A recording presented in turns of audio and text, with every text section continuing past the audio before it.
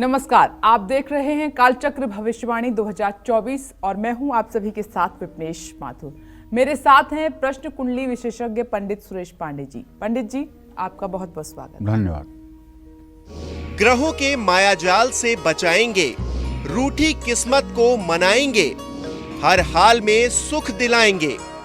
2024 के महा उपाय देखिए कालचक्र भविष्यवाणी 2024।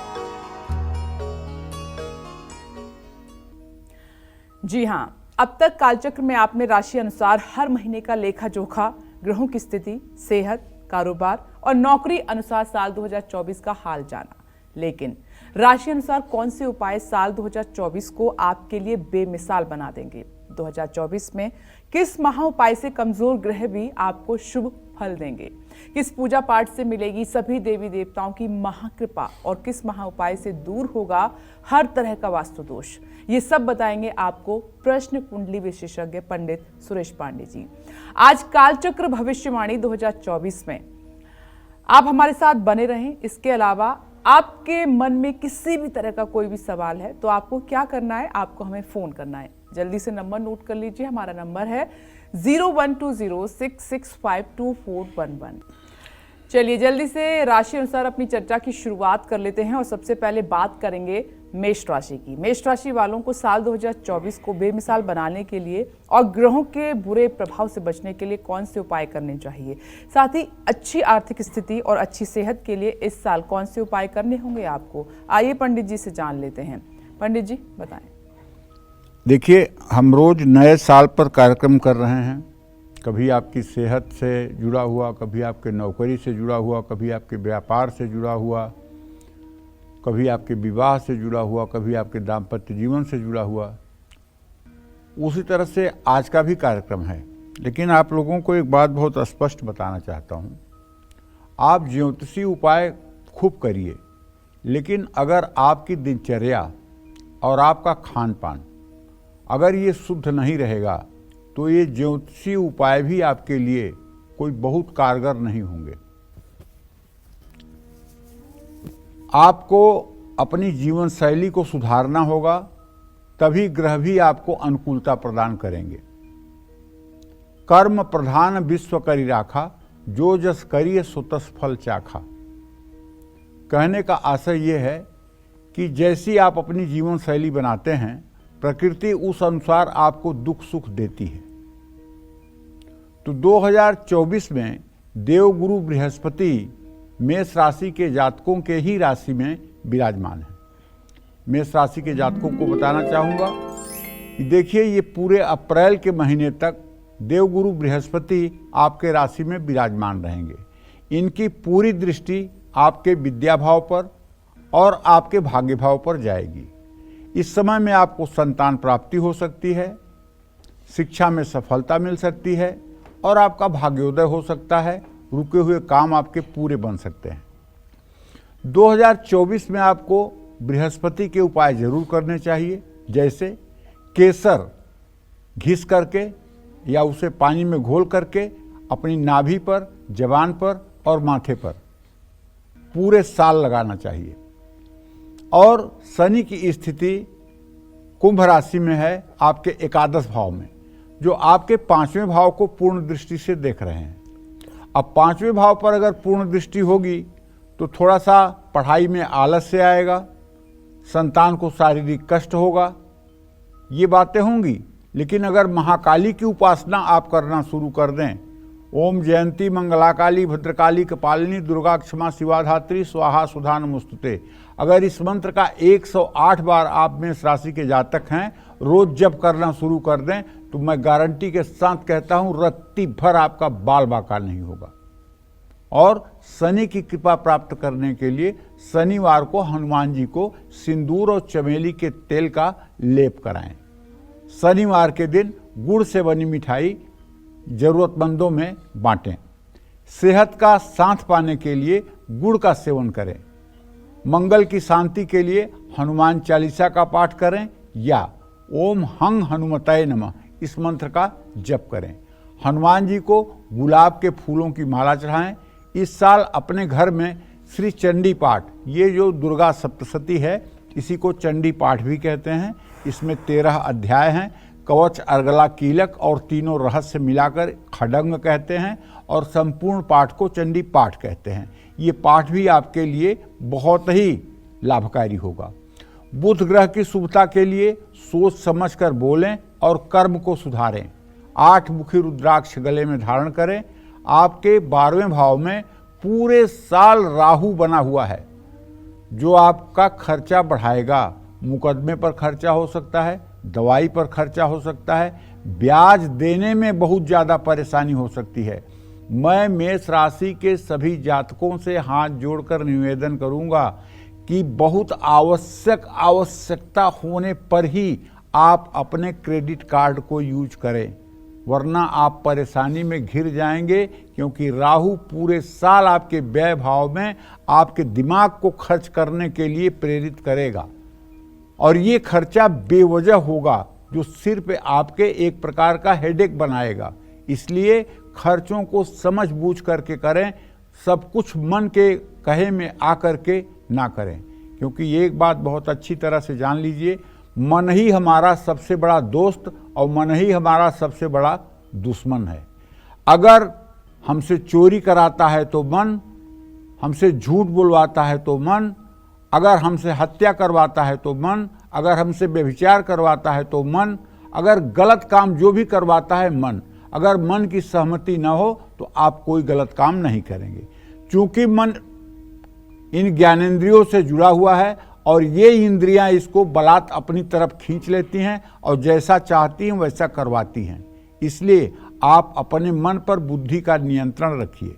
मन अगर कह रहा है कि ये करो तो बुद्धि से पहले उसकी जांच परख करो। अगर ठीक है तो ठीक है, नहीं तो मन को डांटो, चुप, तुम्हारे कहने से होगा, नहीं करूँगा।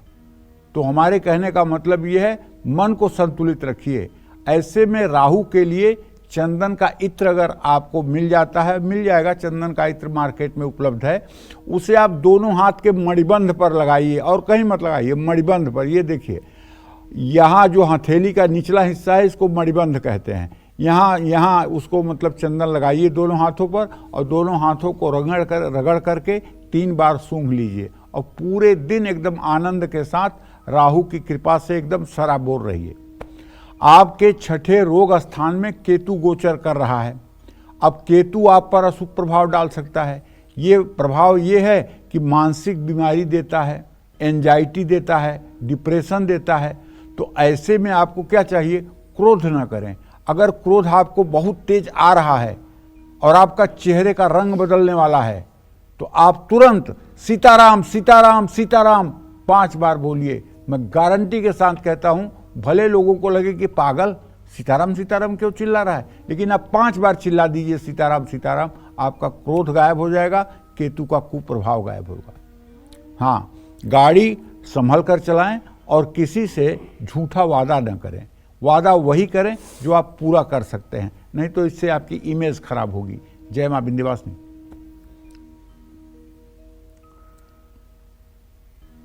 तो पंडित जी ने एक बात बहुत सही कही, अगर आपका मन कंट्रोल में है तो आप सोचिए हमेशा आप सही पथ पर होंगे, सही रास्ते पर होंगे, क्योंकि कई बार मन कंट्रोल में नहीं होता तो आप गलत रास्ते पर निकल जाते हैं।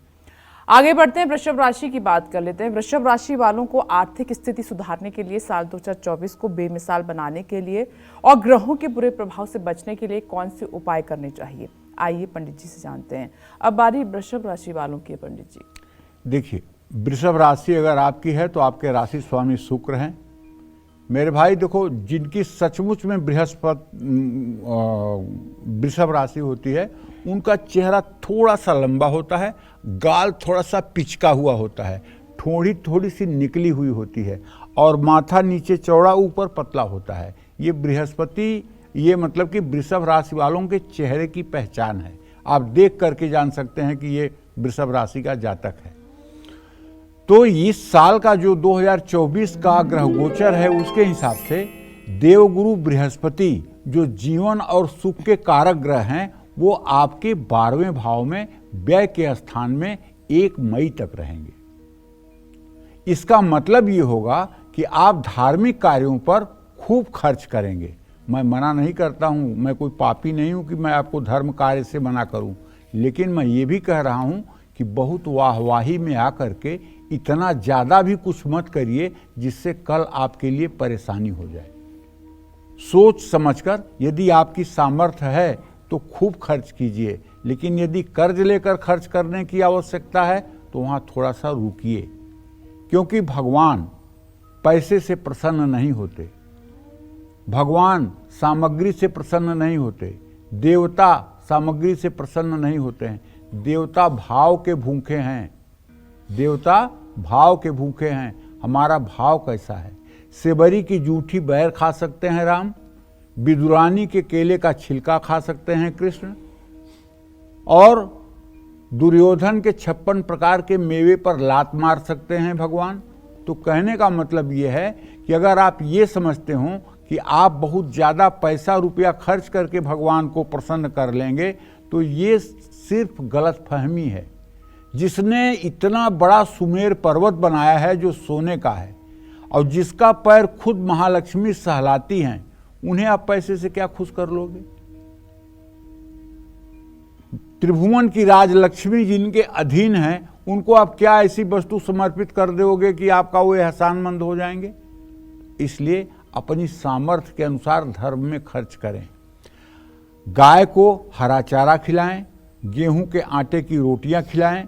पूरे साल शनिदेव आपके 10वें भाव में गोचर करेंगे, जो आपके रोजी रोटी और पिता का स्थान है।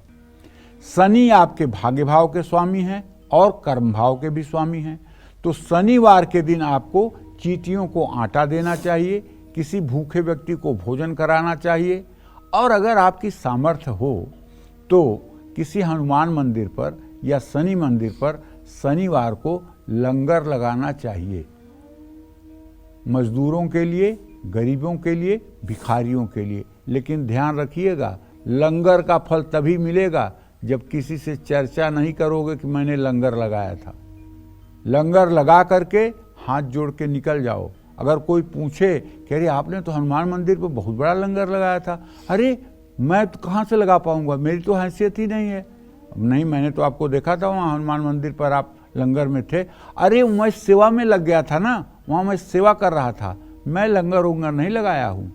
अगर आप ऐसी बात बोलेंगे तो आपका ये धर्म जो है आपके अगले जन्म के खाते में जुड़ जाएगा। और आपने अगर पोस्टर लगा दिया कि शनिदेव मंदिर पर 1000 लोगों का लंगर, सौजन्य से अपना नाम लिख दिया, तो बस खत्म हो गया। जो आपने लंगर लगाया, लिखवा लिया, पढ़वा लिया, अब बस उसका कोई पुण्य आपको मिलने वाला नहीं है।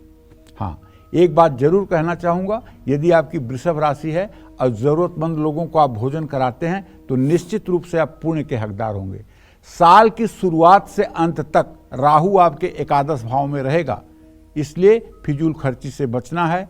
हर रोज मंदिर जाना है, केसर का माथे पर तिलक लगाना है। सूर्य और मंगल अभी तो 8वें भाव में है। हनुमान जी को लड्डुओं का भोग लगाना है, उसमें 2 तुलसी के पत्ते भी डालिए। शुक्र और बुध आपके 7वें भाव में गोचर कर रहे हैं। माँ लक्ष्मी की उपासना करना आपके लिए लाभकारी है। अपने घर को साफ और सुगंधित रखिए। खास करके आपको अपने बाथरूम को हर समय चमका कर रखना चाहिए।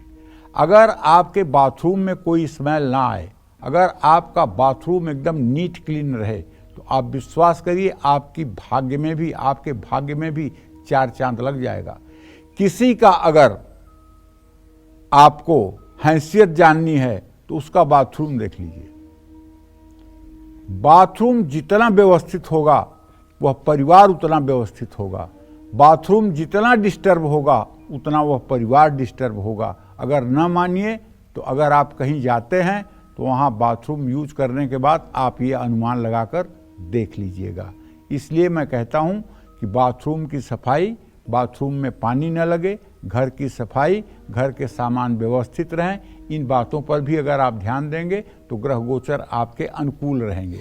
और ऐसे में मैं आप वृषभ राशि के जातकों से कहना चाहूँगा कि यदि जरा सा भी समय आपको मिलता है तो दुर्गा अष्टोत्तर शतनाम, जो दुर्गा सप्तशती में दुर्गा के 108 नाम हैं, इनका प्रातः सायं आपको पाठ करना चाहिए। जय मां विंध्यवासिनी।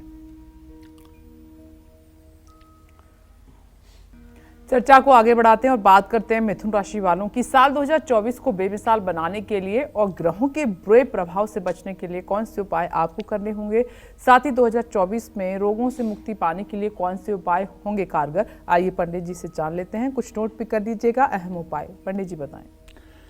2024 में मिथुन राशि के जातकों के जन्मांक के अनुसार, चंद्र कुंडली के अनुसार देवगुरु बृहस्पति आपके आमदनी के स्थान में रहेंगे, 11वें भाव में रहेंगे। बृहस्पति 11वें भाव के कारक भी हैं। बृहस्पति की संपूर्ण कृपा पाने के लिए आपको विष्णु सहस्र नामावली का पाठ करना चाहिए या गोपाल सहस्र नाम का पाठ करना चाहिए। और अगर ये दोनों पाठ 15-15 मिनट के हैं और इतना समय आपके पास नहीं है तो आपको एक मंत्र बताए देता हूं। ओम राम रामेति रामेति रमे रामे मनोरमे सहस्र नाम तत्तुल्यम राम नाम बरानने। इस मंत्र को ही 108 बार कर लीजिए, तब भी आपको विष्णु सहस्र नाम और गोपाल सहस्र नाम पाठ करने का पूरा फल मिलेगा।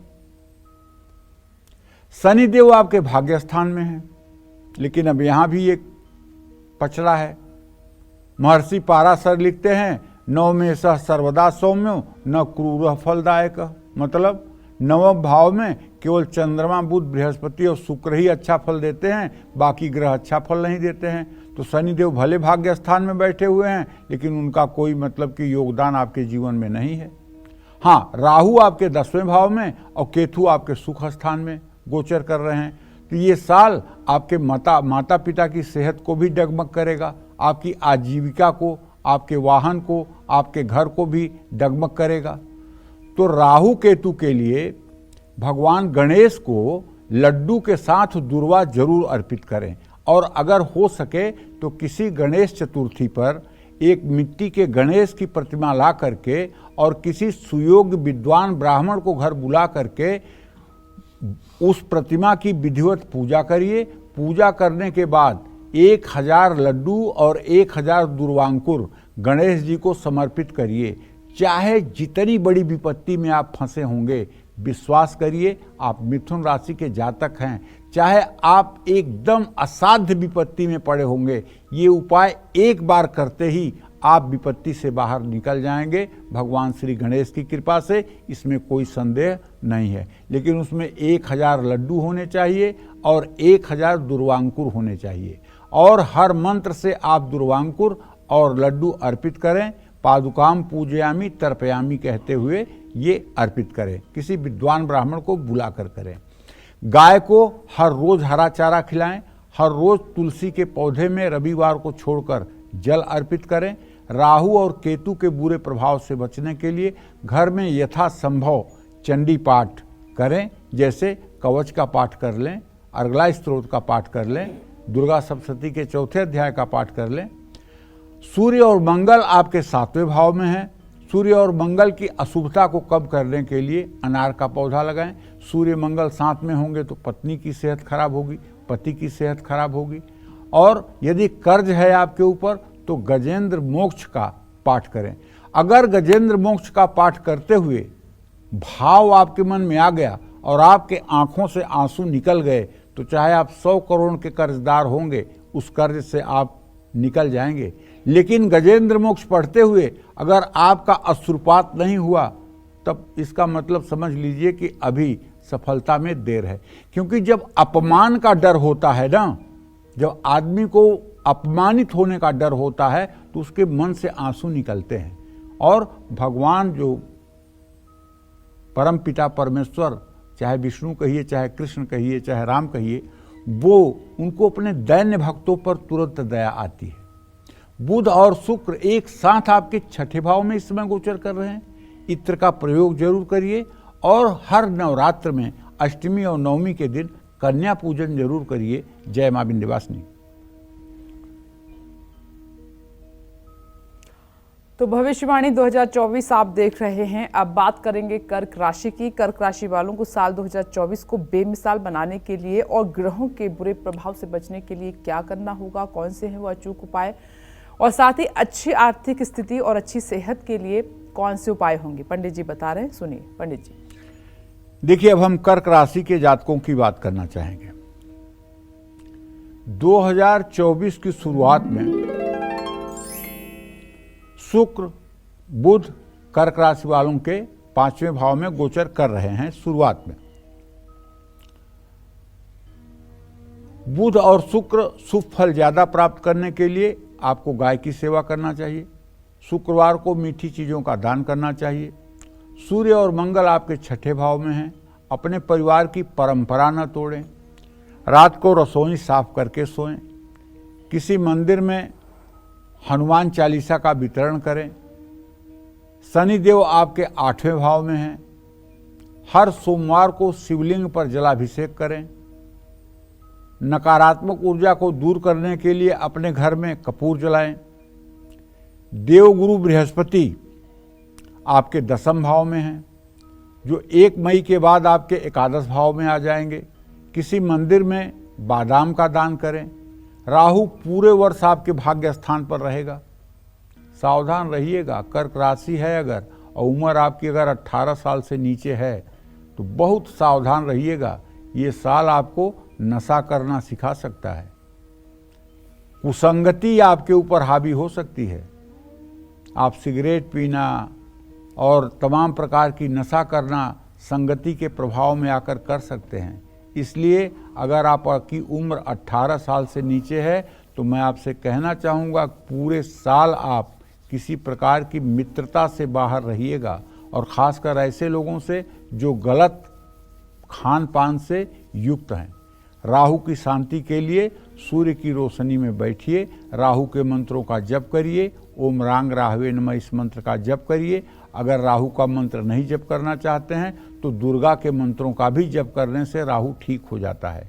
सूर्य और मंगल 6ठे भाव में गोचर कर रहे हैं। चींटियों को आटा खिलाइए, चीनी डालिए। और अगर आपकी कर्क राशि है तो मैं आपसे ये एक बात निवेदन करना चाहता हूँ कि आपको सोमवार शिव मंदिर में जाना चाहिए। शिव मंदिर में जल, दूध, बेलपत्र चढ़ाना चाहिए। हो सके तो अगर सफ़ेद मंदार और धतूरे के फूल मिले तो शिवलिंग पर चढ़ाना चाहिए। शिवलिंग पर भस्म विभूति भी चढ़ाना चाहिए। और हो सके तो कम से कम गुड़ का ही भोग लगा दीजिए, लेकिन भोग जरूर लगाना चाहिए। और भोग प्रसाद जो है वहीं शिवलिंग पर आपको छोड़ देना चाहिए।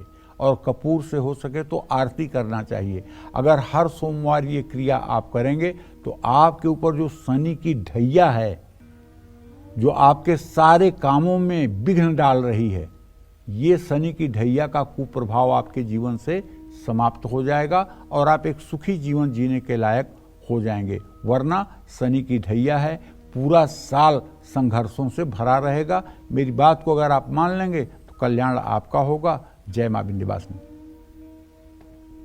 इंसान अपने सही फैसलों से ही आगे बढ़ता है। सही दिन, सही समय पर की गई कोशिश आपको सफल बनाती है। इसीलिए आज हम 12 राशि वालों को बता रहे हैं कि इन्हें साल 2024 में ग्रह शांति के लिए कौन से उपाय करने चाहिए, देवी देवताओं की कृपा पाने के लिए कैसी पूजा पाठ करनी चाहिए और हर दोषों और बीमारियों से बचने के लिए कौन से उपाय करने होंगे। यही बता रहे हैं आपको आज पंडित जी। अपनी इसी चर्चा को आगे बढ़ाते हुए बात करते हैं सिंह राशि की। इस साल सिंह राशि वालों को साल 2024 को बेमिसाल बनाने के लिए, अच्छा बनाने के लिए और ग्रहों के बुरे प्रभाव से बचने के लिए कौन से महा उपाय आपको करने होंगे, पंडित जी बता रहे हैं। पंडित जी बताएं। देखिए, अब सिंह राशि के जातकों के बारे में मैं बात करना चाहूँगा। सिंह राशि से 7वें भाव में शनिदेव पूरे साल गोचर करेंगे। शनि की कृपा पाने के लिए आपको चाहिए कि आप सोमवार को, शनिवार को छाया दान करें।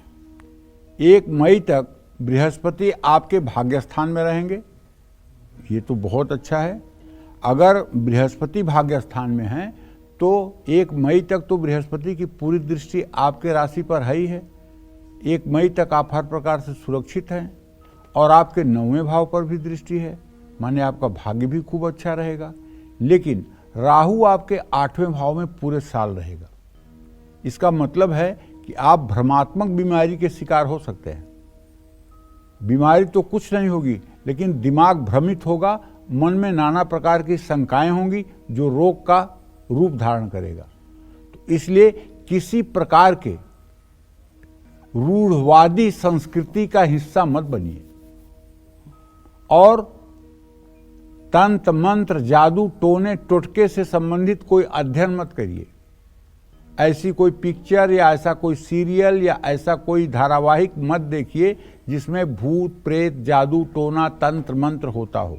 अगर आप देखेंगे तो आपका दिमाग उसको ऑब्जर्व करेगा और कल आप उसी परेशानी में जब पड़ेंगे तो फिर आप यहाँ वहाँ दौड़ेंगे।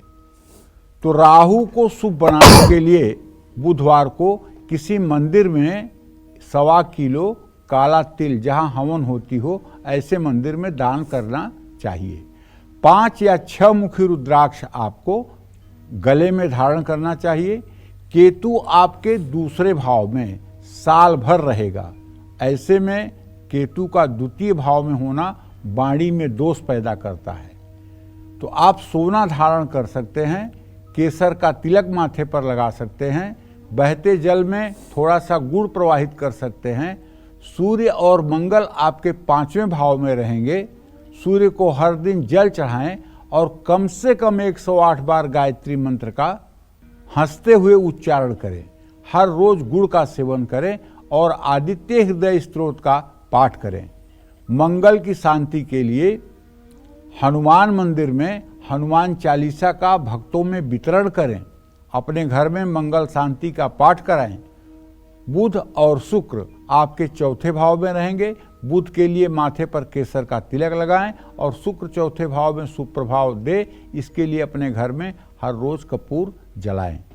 आपकी अगर सिंह राशि है तो मैं आपको एक बात बड़े विश्वास के साथ कह सकता हूं कि अगर आप अनवरत हनुमान की उपासना इस साल करते रहेंगे, हनुमान चालीसा का पाठ करते रहेंगे, सुंदरकांड का पाठ करते रहेंगे, तो निश्चित रूप से बड़ी समस्या आपके सामने घुटने टेक देगी और आप सुखी जीवन व्यतीत करेंगे। जय मां विंध्यवासिनी।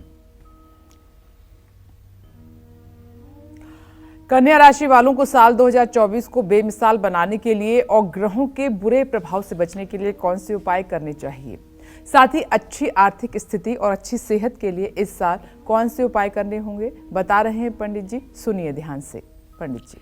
देखिए, कन्या राशि के जातकों को बताना चाहूंगा कि 2024 में शनिदेव आपके 6ठे भाव में हैं। शनि की शुभता के लिए शनिवार को पीपल के पेड़ के नीचे सरसों के तेल का दिया जलाएं। बड़ों का आदर करें, छोटों को प्यार दें, अहंकार से दूर रहें और शमी का पेड़ लगाएं। इस साल 1 मई तक बृहस्पति आपके मृत्यु स्थान में रहने वाले हैं और उसके बाद 9वें भाव में जाएंगे।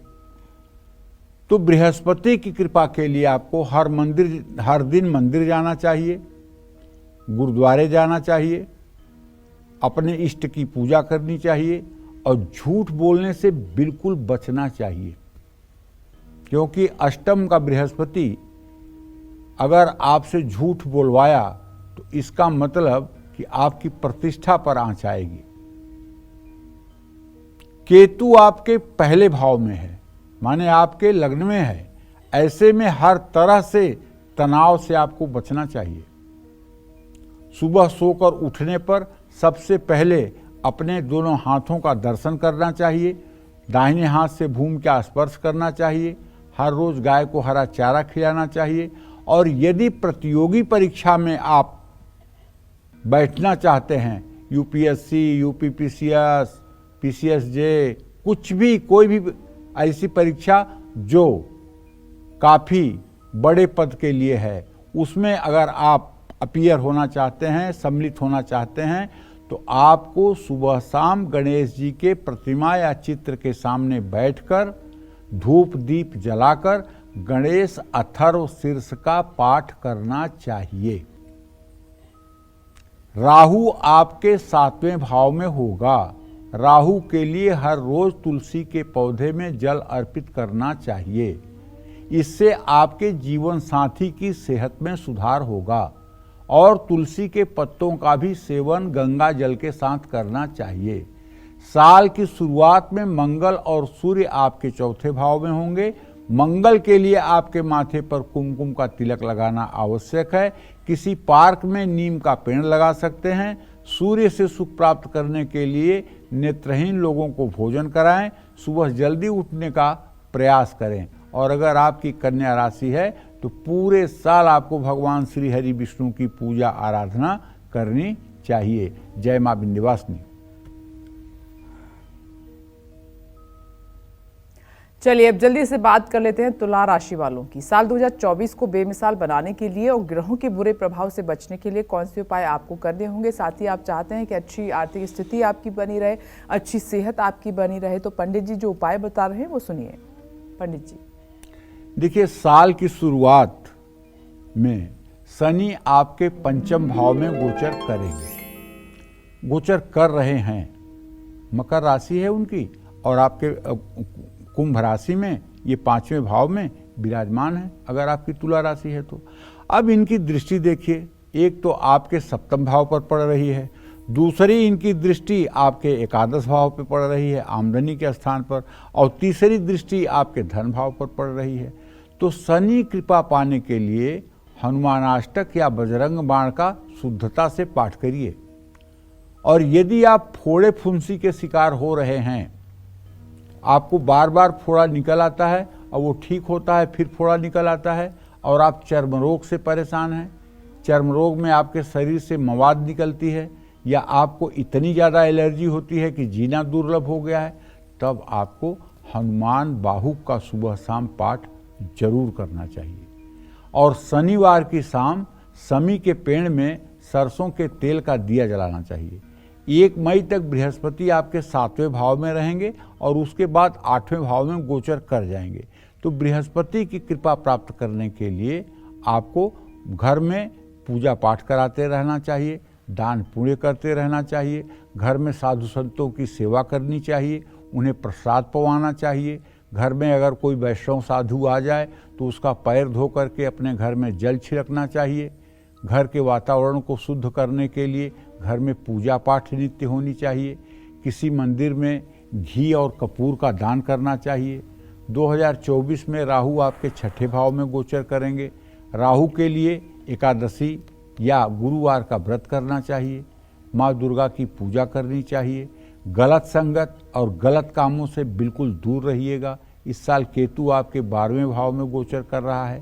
केतु की कृपा पाने के लिए स्ट्रीट डॉग की सेवा करें, फल और सलाद का सेवन जरूर करें, परिवार के बुजुर्गों का आशीर्वाद जरूर लें।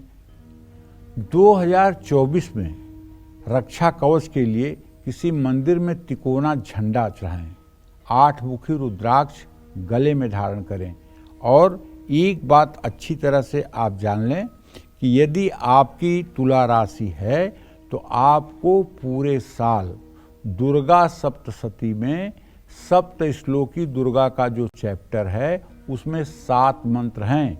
इन 7 मंत्रों को सुबह शाम अगर आप पढ़ते रहेंगे तो पूरा साल आपका मंगलमय व्यतीत होगा। ये बात एकदम पक्की है। जय मां विंध्यवासिनी। और अब बारी है वृश्चिक राशि वाले जातकों की। वृश्चिक राशि वालों को साल 2024 अपना बहुत अच्छा बनाने के लिए और ग्रहों के बुरे प्रभाव से बचने के लिए कौन से उपाय करने होंगे। साथ ही आप चाहते हैं कि अच्छी आर्थिक स्थिति आपकी बनी रहे, अच्छी सेहत रहे, आपको कोई बीमारी ना हो, तो वो उपाय कौन से हैं, तो इसके लिए आपको पंडित जी को ध्यान से सुनना होगा। पंडित जी बताएं। देखिए, यदि आपकी वृश्चिक राशि है तो बताना चाहूँगा, अभी आज तो आपके राशि में शुक्र है ही है और आपका राशि स्वामी मंगल साल की शुरुआत में ही सूर्य के साथ 2 भाव में अस्त हुआ पड़ा है। वृश्चिक राशि में ही शुक्र और बुध भी हैं। मंगल की शुभता के लिए हर रोज हनुमान चालीसा का पाठ करिए। हर मंगलवार हनुमान जी को बूंदी के लड्डुओं का प्रसाद चढ़ाइए। तुलसी का पत्ता जरूर डालिएगा। सेहत का साथ पाना है तो गुड़ का सेवन जरूर करिए। सूर्य के लिए किसी धर्मस्थान में नारियल का तेल, तिल का तेल या बादाम का तेल दान कर सकते हैं। 1 मई तक बृहस्पति आपके रोग स्थान में गोचर करेंगे, उसके बाद 7वें भाव में गोचर कर जाएंगे। बृहस्पति की कृपा आप पर बनी रहे, इसके लिए पीपल के पेड़ में जल और हल्दी जरूर चढ़ाएं। खूब मन लगाकर सुखी रहना चाहते हैं तो भगवान शिव की उपासना करें। जितना अच्छी भगवान शिव की आप तन्मयता के साथ उपासना करेंगे उतना ही जीवन आपका सुखमय रहेगा। 2024 में राहु महाराज आपके 5वें भाव में विराजमान रहेंगे और केतु 11वें भाव में विराजमान रहेंगे। जिन लोगों को संतान प्राप्ति करना है इस साल और वृश्चिक राशि के जातक हैं और साधारण और सामान्य तरीके से यदि संतान प्राप्ति आपको नहीं हो पा रही है तो मैं आपसे कहना चाहूँगा कि पहले राहु की शांति कराइएगा, तब संतान प्राप्ति के लिए प्रयास करिएगा। क्योंकि चैकादशे यदि राहु सिख पंचमे स्थितो भवे सुताननम न दृश्यन्ते यद्यपि इंद्रोपसेव्यते, यह योग संतान के लिए कष्टकारी होता है। यदि आपकी वृश्चिक राशि है तो भाई आपके 5वें भाव में राहु गोचर कर रहा है। आप चंदन के लकड़ी की जड़ अगर मिल जाए तो उसे नीले धागे में बांधकर अपने गले में धारण कर लीजिए और हो सके तो राहु की शांति करवा लीजिए। और भूल करके भी कोई तामसिक भोजन मतलब मांस, मछली, ये सब चीज़ों का प्रयोग भूल करके भी मत करिएगा, वरना बुद्धि भ्रष्ट हो जाएगी और चाहे आप कितने भी अच्छे विद्यार्थी होंगे अच्छे रिजल्ट से दूर हो जाएंगे। माँ दुर्गा की खूब पूजा उपासना करिए। शुभ कार्य में अगर रुकावट आ रही है तो गले में एक हल्दी की माला बाजार में मिलती है, उसे भी धारण कर सकते हैं। और केतु के लिए काले कुत्ते को रोटी खिलाएं। किसी पंडित से सलाह लेकर गोमेद धारण करें। पूरे साल शनिदेव आपके 4थे भाव में गोचर कर रहे हैं और आपके ऊपर शनिदेव की ढैया भी चल रही है। शनि की शुभ दृष्टि आप पर रहे, इसके लिए 7 मुखी या 14 मुखी रुद्राक्ष धारण कर लीजिए। हनुमान जी को शनिवार को चमेली के तेल का चोला चढ़ाइए। और शनि की ढैया का असर आपके लिए ऊपर न हो, इसके लिए आप सुंदर कांड का पाठ अगर शनिवार को करते रहेंगे तो शनि के ढैया का कोई बुरा प्रभाव आपके जीवन पर नहीं पड़ेगा। जय मां विंध्यवासिनी। और अब इंतजार खत्म हुआ धनु राशि वाले जातकों का, बारी आ गई है आपकी। 2024 को बेमिसाल बनाने के लिए और ग्रहों के बुरे प्रभाव से बचने के लिए आपको क्या करना होगा, साथ ही सेहत अच्छी बनी रहे, किस्मत आपकी चमकती रहे, इसके लिए आपको कौन सी पूजा करनी होगी, कौन से उपाय करने होंगे, पंडित जी बता रहे हैं। पंडित जी जल्दी से बताएं। देखिए, धनु राशि के जातकों को बताना चाहूंगा कि धनु राशि के जातक आपके 5वें भाव में बृहस्पति गोचर कर रहे हैं। 1 मई को बृहस्पति आपके 6ठे भाव में गोचर कर जाएंगे। बृहस्पति की कृपा प्राप्त करने के लिए गुरुवार को केले का पेड़ लगाएं। गुरुवार को गाय को भीगी हुई चने की दाल, गुड़ और आटे की लोई बनाकर खिलाएं। 2024 में पूरे साल शनिदेव आपके 3य भाव पराक्रम स्थान में रहेंगे। शनि की क्रूर दृष्टि से बचने के लिए शनिवार को किसी भी मंदिर में काले तिल अर्पित करें। रविवार को भैरव की उपासना करें और इमरती का भोग जरूर लगाएं। इमरती उड़द की दाल की बनती है, इसलिए इमरती का भोग जब भैरव को लगता है तो जादू, टोना, टोटका, नजर दोष से तुरंत मुक्ति मिलती है। अपने माथे पर हमेशा हल्दी या केसर का तिलक लगाएं। 2024 में राहु आपके सुख स्थान में रहेगा और केतु आपके आजीविका के स्थान में होगा, तो राहु का अशुभ प्रभाव दूर करने के लिए किसी श्मशान घाट में किसी के अंतिम संस्कार के लिए लकड़ी दान कर सकते हैं। कुत्ते को रोटी खिलाएं। कारोबार या नौकरी में आर्थिक संकट है तो 7 मुखी रुद्राक्ष गले में धारण करें। केतु के लिए भगवान शिव की उपासना करें। शिवालय में बैठकर नमः शिवाय का कम से कम 24 मिनट जप करें और गले में चंदन की माला धारण करें और सुबह 6 बजे तक सोकर उठने की आदत डालें। सूर्य को अर्घ दें, इससे आपकी परिस्थिति में सुधार होगा। जय मां विंध्यवासिनी।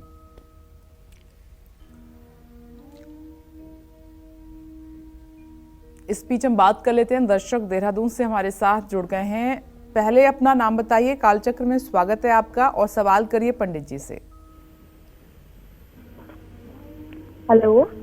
हाँ बताइए अपना नाम। हाँ प्रणाम पंडित जी। पंडित जी मेरा प्रश्न अपने बेटे के लिए है, वो 21 मई 2007 का है। तो आप अपना नाम नहीं बताएंगी? सर मेरा नाम बीना सेमवाल है। हाँ ठीक है। और मैं अपने बेटे के बारे में जानना चाहती हूँ। जी। उसकी डेट ऑफ बर्थ है 21 मई 2007 सुबह 9 बजे। जी। मैं उससे ये पूछना चाहती हूँ उसके करियर के लिए कौन सा कोर्स ज्यादा बढ़िया रहेगा, जिससे आगे चल के सब कुछ अच्छा रहे। देखिए ऐसा है, आपके पुत्र भाव का स्वामी बुध है, उसे दशम भाव का स्वामी भी बुध है। आप अपने बेटे को कॉमर्स की पढ़ाई करवाइए और बैंकिंग के क्षेत्र में तैयारी करवाइए। बैंकिंग, इंश्योरेंस और फाइनेंस से जुड़े किसी भी डिपार्टमेंट में इसको अच्छी सफलता मिल सकती है। शेष दूसरे प्रतियोगी परीक्षाओं के लिए इसको न तैयार करें। इंजीनियरिंग और डॉक्टरी करने का प्रयास ना कराएं, उसमें सफलता नहीं मिलेगी। बैंकिंग, इंश्योरेंस का फील्ड या फाइनेंस से जुड़ा कोई भी क्षेत्र इसके लिए बहुत लाभकारी होगा। जय मां विंध्यवासिनी। अब बात मकर राशि वालों की करते हैं। मकर राशि वालों को साल 2024 को बेमिसाल बनाने के लिए और ग्रहों के बुरे प्रभाव से बचने के लिए कौन से उपाय करने होंगे, पंडित जी आपको बता रहे हैं जल्दी से। पंडित जी बताएं। तो मकर राशि आपकी है, आप भी जानते होंगे कि आपके ऊपर शनि की 7.5 का अंतिम फेज है। शनिदेव आपके द्वितीय भाव में रहेंगे। शनि आपको लाभ तो पहुंचाएंगे, इसमें कोई दो राय नहीं, लेकिन आप पर शनि की 7.5 का आखिरी चरण चल रहा है। ऐसे में शनिदेव की शुभ दृष्टि आप पर पड़े, इसके लिए अपने सहयोगियों को, नौकरों को, श्रमिकों को जबान से, कर्म से किसी प्रकार का दुख न पहुंचाएं। काले तिल पानी में मिलाकर शनिवार को पीपल की जड़ में चढ़ाएं और हनुमान मंदिर में मंगलवार और शनिवार के दिन हनुमान जी की पूजा आराधना करें। सिंदूर और चमेली के तेल का लेप करवाएं, सुंदर वस्त्र धारण करवाएं, जनेऊ पहनाएं। ये सब पूजा पाठ आपके लिए रामबाण साबित होगा। हर रोज स्वयं हनुमान चालीसा का पाठ करें। शनि आपका क्रोध बढ़ा सकते हैं। ऐसे में 3 मुखी रुद्राक्ष धारण करें। काले तिल, शहद, सुगंध और बेलपत्र से शिवलिंग का अभिषेक करें।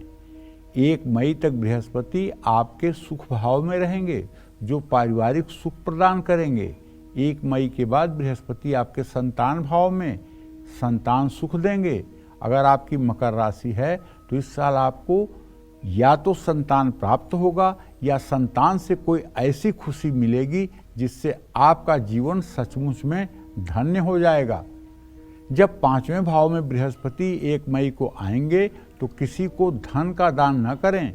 ऐसे में बृहस्पति की और आपकी कृपा और ग्रहों की कृपा पाने के लिए माँ दुर्गा की पूजा आराधना आपको पूरे साल करनी चाहिए। राहु पूरे साल 3रे भाव में रहेगा, जो आपको पराक्रमी बनाएगा। आपके असंभव से असंभव कार्य भी पूरे हो जाएंगे। ऐसे में आपको भैरव जी के मंदिर में एक झंडा, पताका, ध्वजा जिसको कहते हैं, चढ़ाना चाहिए। अगर आपको पैसे का संकट है तो रोज आपको श्री सूक्तम के सुबह शाम पाठ करने चाहिए। महालक्ष्मी की पूजा आराधना करनी चाहिए और श्री सूक्तम का पाठ करना चाहिए और कमल गट्टे की माला पर लक्ष्मी गायत्री मंत्र का मंत्र जप भी करना चाहिए। जय मां विंध्यवासिनी। पंडित जी आगरा से एक दर्शक इस वक्त हमारे साथ मौजूद हैं, उनसे बात कर लेते हैं। पहले अपना नाम बताएं, स्वागत है आपका, और फिर पंडित जी से आप अपना सवाल करें। हेलो। हाँ बोलिए।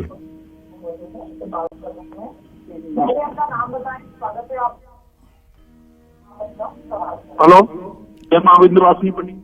जय मां विंध्यवासिनी। अगर जवाब चाहते हो तो अपने टीवी का आवाज बंद करो।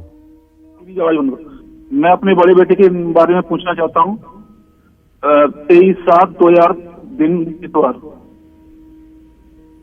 हेलो। हाँ 23/7/2000 दिन इतवार। जी। इसके भविष्य के बारे में पूछना चाहता हूँ पंडित। क्या नाम है बेटी का? बेटे का नाम केशव है। क्या नाम है? केशव। केशव। तो चलो मैं बता ही देता हूं भाई कि आपके पुत्र भाव से द्वितीय भाव का स्वामी चंद्रमा, सप्तम भाव का स्वामी बृहस्पति, बृहस्पति चंद्रमा का इत्तिसाल है। निश्चित रूप से आपके बेटे का भविष्य ठीक है, लेकिन वर्तमान अभी ठीक नहीं है। वर्तमान को भविष्य में बदलने में अभी 5 से 6 महीने का समय लगेगा। आपको चाहिए कि आप अपने बच्चे के वजन के बराबर गेहूं का आटा मंगलवार को गरीबों में दान कर दें, जिससे बच्चे की सेहत भी ठीक रहे और पढ़ाई में भी वो उन्नति करे। जय मां विंध्यवासिनी।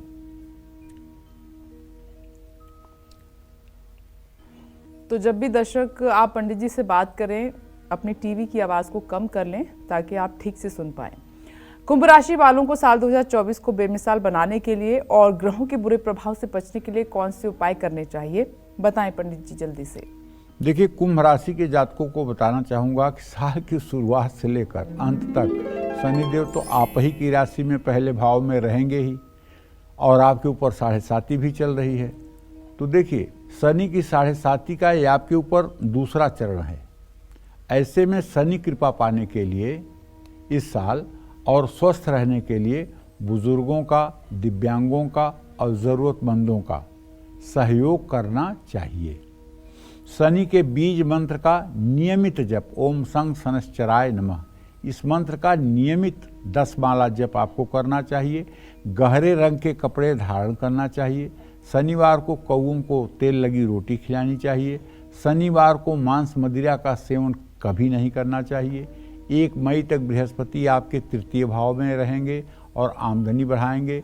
बृहस्पति की कृपा को बढ़ाने के लिए रुद्राष्टाध्यायी या शिव सहस्रनामावली का पाठ कराना चाहिए, क्योंकि रुद्राष्टाध्यायी इतना आसान नहीं है कि सब लोग पढ़ लेंगे। इसे जो वेद पढ़ा होगा वही रुद्राष्टाध्यायी का सही उच्चारण कर सकता है। हाँ, रुद्राभिषेक मंदिर में करवाना आपके लिए उत्तम होगा। राहु इस साल आपके दूसरे भाव में रहेगा। चांदी की ठोस गोली आप अपनी जेब में रखिए। राहु के नकारात्मक प्रभावों को कम करने के लिए पीले रंग के कपड़े ज़्यादा पहनिए। केतु साल भर आपके मृत्यु भाव में गोचर करेगा। राहु केतु दोनों की स्वास्थ्य समस्याएं आपको बढ़ा सकती हैं। ऐसे में किसी मंदिर या ज़रूरतमंद व्यक्ति को 2 रंग वाला कंबल दान करिए। हर रोज़ भगवान गणेश की पूजा करिए, और हो सके तो अगर आपका कान छिदा है तो आप अपने दाहिने कान में, पुरुष हैं तो दाहिने कान में सोना धारण करें, स्त्री हैं तो दोनों कानों में सोने की टप जरूर आपको पहननी चाहिए।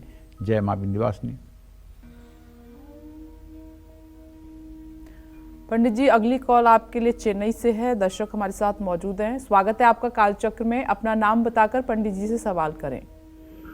पंडित जी, मेरा नाम हसना है। मेरे पति के बारे पूछना है पंडित जी। क्या नाम है आपका? हसमा। हसमा? हाँ।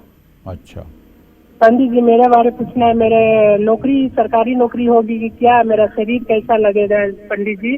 जन्म है 21 जनवरी 2000, टाइम 12:50, और मेरा पति का है 98 सितंबर 8, टाइम है 7:02। पंडित जी, मेरा पति का कब तक नौकरी लगेगा? कुछ भी कर नहीं रहे हैं। मेरा बच्चा भी एक लड़की बच्चा है। मेरा नौकरी कब होगा? शरीर दोनों का कैसा रहेगा पंडित जी? लाइफ बताइए पंडित जी। देखिए, आपने नौकरी के बारे में प्रश्न पूछा है तो चंद्रमा और मंगल दोनों आपके 6ठे भाव में बैठे हुए हैं। अभी निकट भविष्य में आपको कोई नौकरी का योग बनता हुआ दिखाई नहीं दे रहा है। अगर नौकरी की स्थिति बनेगी भी तो 1 मई के बाद बनेगी, और वो भी सरकारी सेक्टर में नहीं, प्राइवेट सेक्टर में बनेगी। जो आपने अपने पति के बारे में पूछा है उसमें बता दूं कि शनि और शुक्र की स्थिति चतुर्थ दशम है। अगर आपके पति देव कोशिश करें तो इन्हें अप्रैल और मई तक नौकरी किसी प्राइवेट संस्थान में मिल सकती है, जिससे ये रोजगार परक हो सकते हैं। लेकिन आपको बताऊं कि एक तो बहुत जल्दी आपका विवाह हो गया, और दूसरी बात आपकी आर्थिक स्थिति थोड़ी सी ठीक नहीं है। तो आप नौकरी से ज़्यादा इस बात पर ध्यान दीजिए कि आप रोज़ महालक्ष्मी का चित्र घर में लगा करके उनके सामने घी का दिया जला करके श्री सूक्त और कनक धारा स्त्रोत का पाठ करिए। अगर आप श्री सूक्त और कनकधारा स्त्रोत का रोज सुबह शाम पाठ करना शुरू कर देंगी तो इससे आपके पति का भाग्योदय हो जाएगा और आपके घर में पैसे की आवक तेज हो जाएगी और आपके घर का सारा अभाव समाप्त हो जाएगा। आपके नौकरी करने से तो 10-20 हज़ार रुपया महीना घर आ सकता है, लेकिन आपके पूजा करने से बहुत ज़्यादा पैसा आपके घर आ सकता है। ये बात ध्यान रखिएगा। जय मां विंध्यवासिनी। और प्रयागराज से इस वक्त राधे श्याम जी हमारे साथ मौजूद हैं। स्वागत है आपका कालचक्र में। अपना सवाल करें पंडित जी से। प्रणाम पंडित जी। हाँ, सदा सुखी रहिए। मैं अपने बेटी के बारे में पूछना चाहता हूँ। उसका डेट ऑफ बर्थ 16/2/91 है जी और सुबह 3:15 बजे के आसपास का है जी। उसकी नौकरी और शादी के बारे में पूछना था सर।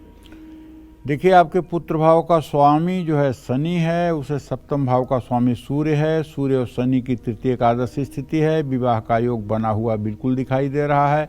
मुझे विश्वास है कि फरवरी और मार्च तक उनका विवाह तय हो जाएगा। जहाँ तक नौकरी का प्रश्न है तो नौकरी में तो मंगल अभी अस्त है। अभी किसी नज़दीक भविष्य में नौकरी की संभावना नहीं है, लेकिन 2024 के अंत तक नौकरी का भी योग बन जाएगा।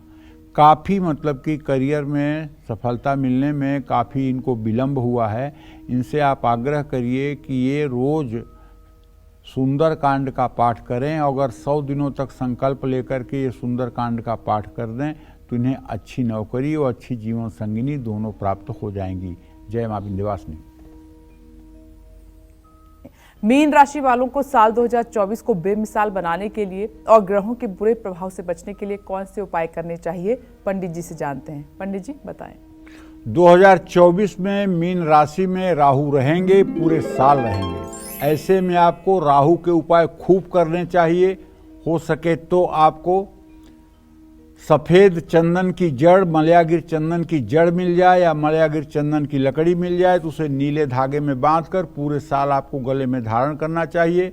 सोमवार को पानी में काले तिल डालकर शिवलिंग का अभिषेक करना चाहिए। मीन राशि पर शनि की खूब 7.5 लगी हुई है और ये इसका पहला चरण चल रहा है। ऐसे में 2024 में शनि आपके 12वें भाव में रहेंगे, आपके लग्न में ये 12वें भाव में रहेंगे। इस साल आपको शनि के उपाय भी करने चाहिए।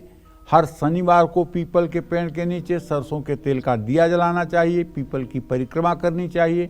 शनि मंदिर में चौमुखा सरसों के तेल का दिया जलाने से भी लाभ मिलेगा। 2024 में आपके ही राशि स्वामी बृहस्पति आपके दूसरे भाव में रहेंगे। 1 मई से बृहस्पति आपके तृतीय भाव में गोचर करेंगे। 2024 में बृहस्पति आपके परिवार और धन की रक्षा करेंगे।